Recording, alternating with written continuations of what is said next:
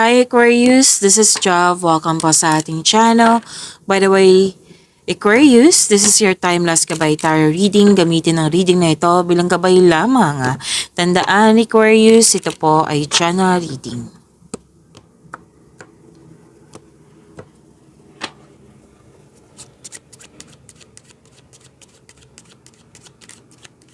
Mga parating pa para kay Aquarius.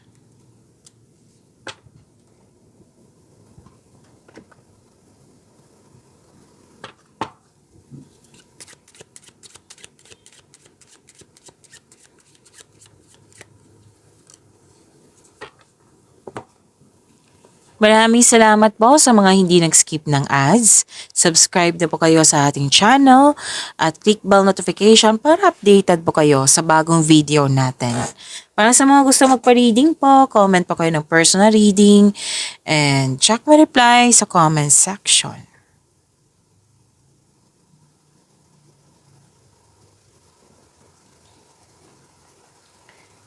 Okay, having a good time.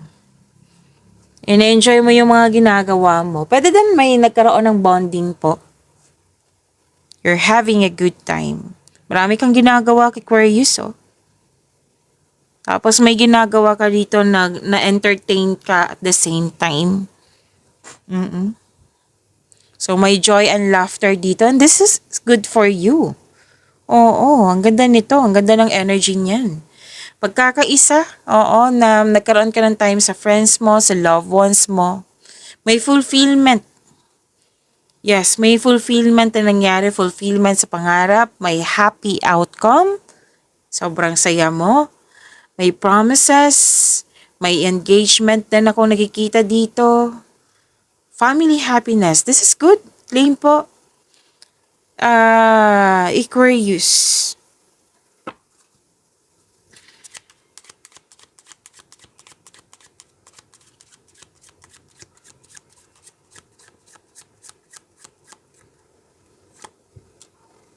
Actually, dalawang card po nagsabi dito. Aquarius na masaya. Ganda ng energy nito ha. As ang sabi dito na, pwede may special event nga. Di ba may sinabi ako kanina na reunion. So, dalawang card po na nagsabi niyan. Special event, reception, pwede nag-attend ka niyan. Pwedeng wedding, baby shower, basta may celebration. Na pwede din may natapos or may na-achieve kayo na kailangan yung i-celebrate ito. And this is good. Ang ganda niyan. That is a positive energy. And this is joy, fulfillment na naman sinasabi dito. Celebration party. May recovery din ako nakikita dito. Dalawang card na mismo nagsabi recovery. Pwede din may nakita ka sa kung conflict dati, ngayon magiging okay na. Pwede din pong sa pakiramdam to na nagbigay ito ng bigat ng nararamdaman noon, ngayon magiging okay na, recovery. So may nanalo dito ha, may nakita kong nanalo dito. Or nanalo na achievement, yan.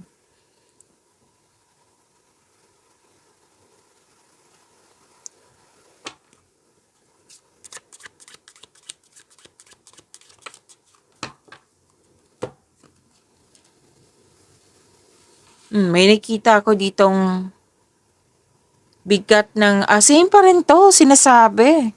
Na burden, burnout, sa sobrang dami ng gawain. Pwede. Or responsibilities. Pwede din illness to. Or dating, disappointment. Basta may sinabi dito sa dalawang card mo na recovery. Okay na. Okay na Aquarius.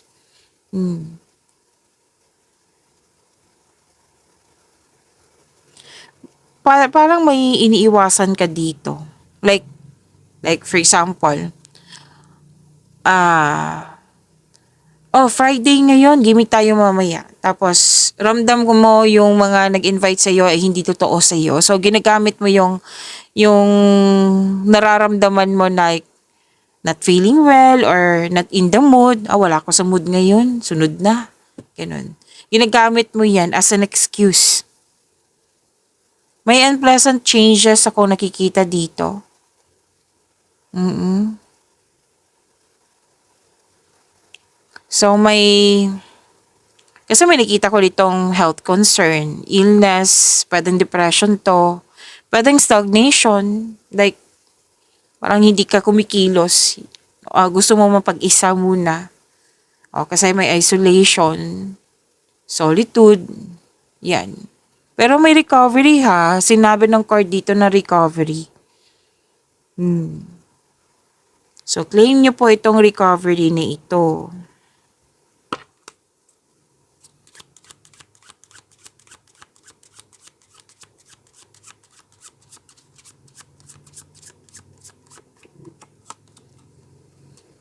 May iniisip ka ditong, pwede din kausap mo to.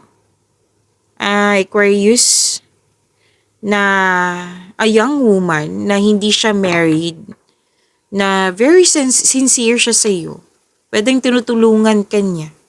Pwedeng ikaw to, pwedeng siya. Pero may nararamdaman ako na pwedeng ibang tao to, na very sincere siya sa iyo. Na malapit to sa iyo. Pwedeng kaibigan mo, sister mo, daughter ba to. Basta a young woman na hindi siya married. Na pwedeng inalagaan ka niya or ikaw yung nag-aalaga sa kanya. Yan. You are, pwede din ito yung nagmahal sa iyo. Yan. Na very concerned, na inagaan niya yung connection nyo. Pwede din ito yung blind date, kasi may blind date ako nakikita dito. At na-discover mo na young woman pala ito. Kung ikaw ay lalaki, ha. So, ingat po kayo sa temptation. May sinabi kasi ang card dito. Ingat sa temptation. Okay? Maraming case ng temptation, ha? Sabi din dito, Aquarius na, dito pa rin. Actually, 3 card na po nagsabi dito na may meeting, bonding, pwede din nagbuo ng company, may teamwork ako nakikita dito. Parang nagwe-welcome ka dito ng guest or bisita. Welcome kayo dito. Sige, dito tayo. Yun, nag-welcome ka. Or tumatanggap ka ng bisita.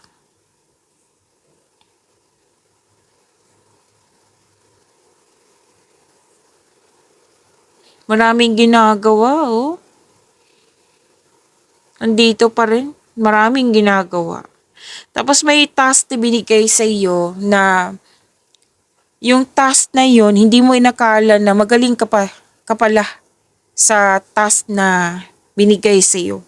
May discovery na magaling pala ako sa ganito.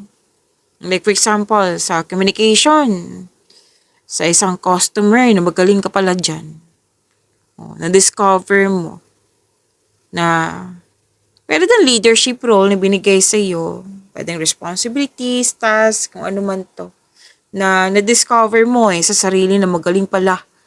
Magaling ka pala Aquarius sa ganitong chances na binigay sa iyo. This is also realization. And may nakita ko mga dito. Pwedeng nag-general cleaning ka dyan. Or nag-aayos ng mga gamit dyan. Usually sa bahay to or sa office man. May mga gamit ako nakikita dito na domestic environment nga. And may nag-uusap dito na private. Like, kailangan kayo lang. Confidential. Communication. Private meeting. And, so yan po.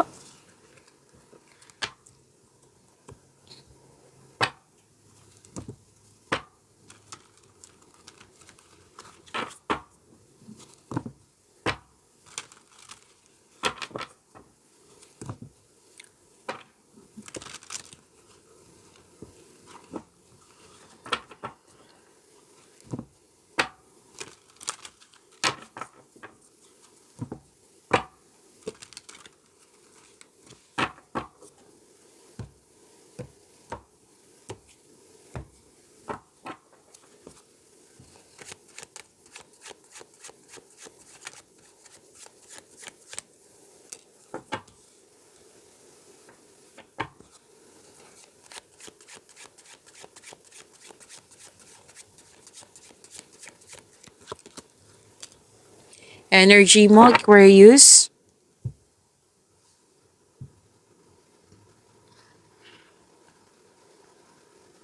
Sabi po dito, wow, this is wealth. Wealth, generosity. Inom muna ako ng tubig, salit lang po.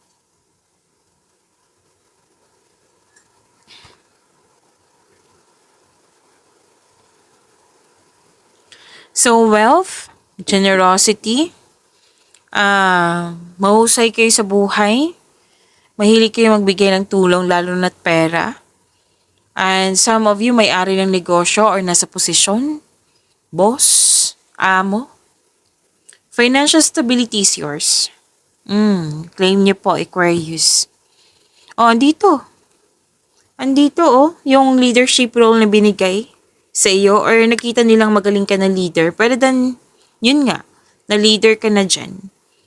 Na nakikita ko rin dito na may umaasa sa iyo. Like, malaki ang tiwala nila sa iyo.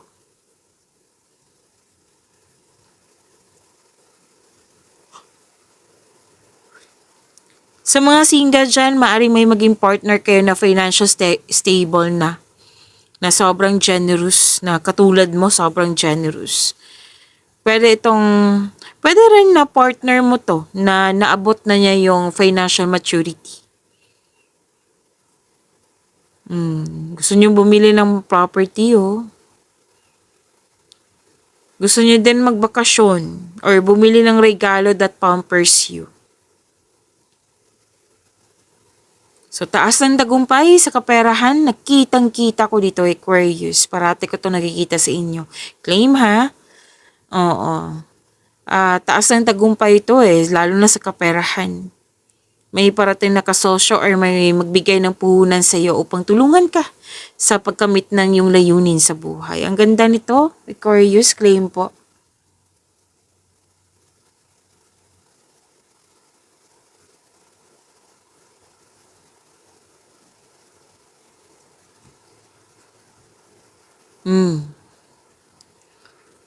This is gift from the universe.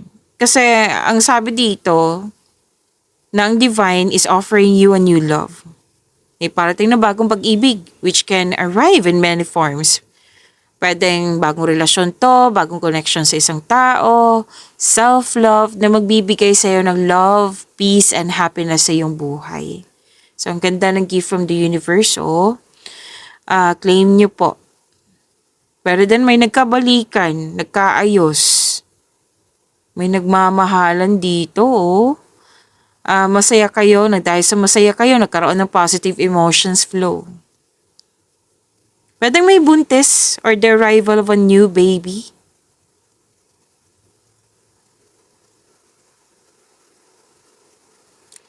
So may job opportunity or new source of income na maka-enhance sa inyong kaperahan. Ang ganda. Huwag mong palampasin ang pagkakataon na ito. Pero then enjoy ka sa mga ginagawa mo. Diba kanina na sa 5 cards mo, sinabi na busy ka, marami kang ginagawa. Lumabas siya dito sa inyong tarot card. Na in-enjoy mo yung mga ginagawa mo, magaan kasama yung mga kasamahan mo.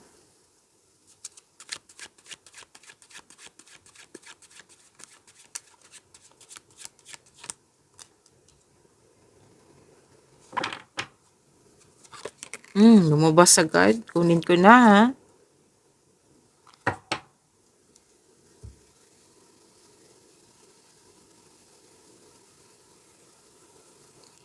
Career and money niyo po ito, Aquarius. Sabi po dito na may job offer or opportunity na very excited ka kasi alam na alam mo yung gagawin mo. Naka-align to sa passion mo. Sobrang busy. Kanina pa to, 'di ba? Sobrang busy talaga. Kanina pa siya dito, dito at dito. Sobrang busy ni Aquarius. Lahat ng air signs ngayon, busy. Gemini, Libra, and Aquarius. Sobrang busy. Aquarius, pwedeng lumabas ito sa the other, yung una-unang reading nyo. Oo, may nagsabi sa akin ngayon So, correct me if I'm wrong. Pero, I believe, pwedeng naunang video nyo kahapon. Oo. So, yun. Ah, may sabi ka sa dito na sobrang busy mo na pwedeng may deadline yan, may umaasa, pwedeng, anong tawag nito? Anong ibang tawag nito? Basta kailangan siya na, pwede tayong promises, deal. Na, magagawa, matatapos ko to ngayon, ngayong araw na ito, same day. Yan. So, may kasunduan eh. So, sabi ng card, para hindi ka ma-pressure, para hindi ka ma-burn out, kailangan mo magkaroon ng time management. I-prioritize mo yung task mo na may time management. Another good news na naman sinasabi dito. Kanina pa tong good news. Makaka-receive kayo ng good news po. Masaya din, no? Masaya ang energy mo. Masaya ka kasi may tapat na kaibigan ka dito or kasamahan. Natutuwa ka.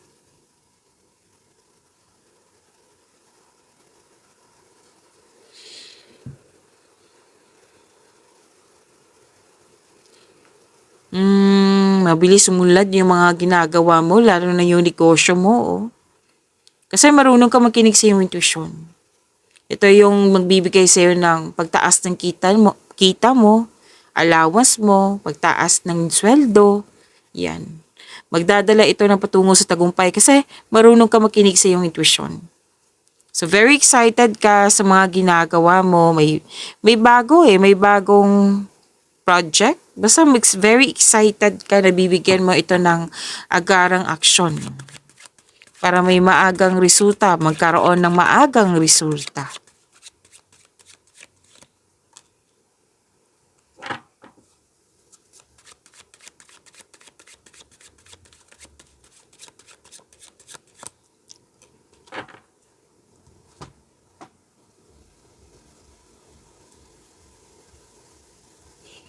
Aquarius, huwag niyo kalimutan na mag-subscribe sa channel natin at i-click yung bell notification para updated po kayo sa reading natin.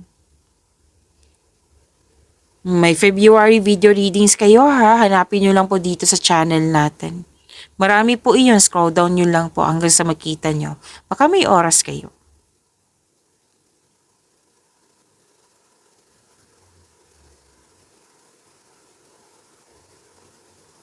Okay, sa mga single, huwag magalinlangan na mag-invest sa bagong relasyon. Kasi may pwedeng may naintindihan, may nagustuhan ka na. Oo, maaring may nagustuhan ka na or pwedeng may nagkagusto na sa'yo. So, huwag magalinlangan, sinabi ng yung card, kung pwede, kung gusto nyo po. Para sa mga relasyon, sa buhay mag-asawa, magkakaroon po ng masinsinang pag-uusap. May importante pag-uusap dito confrontation.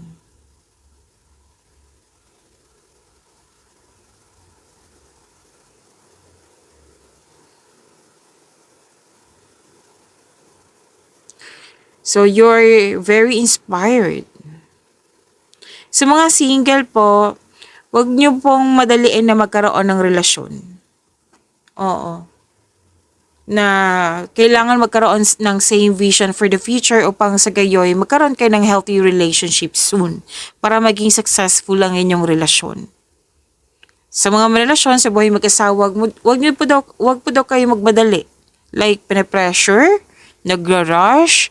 Oo, kasi hindi siya nakakabuti sa inyong relasyon. Yung magmamadali. So, make it sure ng couple may vision for the future, mag-create ng solidong foundation, mag-establish ng kahit anong plano para sa pag-level up nyo. Para may direction talaga ang inyong connection, ang inyong relasyon. At sabi din dito na mag-ingat kayo. Okay. What I meant is, isa sa inyo may lihim or nagsisinungaling. Kaya pala magkakaroon ng masisinang pag-uusap kasi may discovery. What I meant is, may nabunyag na sekreto or lihim nga. So, magkakaroon ng masisinang pag-uusap. And this is good kasi communication talaga, di ba? Kaysa kinimkim lang or kinikip lang. Para sa mga single, yan, may taong hindi tapat sa'yo pero patuloy ka pa rin sinusuyo. So, bigyan ng attention ha. Pagyamanin niyo po yung blessings sa binigay sa inyo, Aquarius. See you tomorrow. Maraming salamat.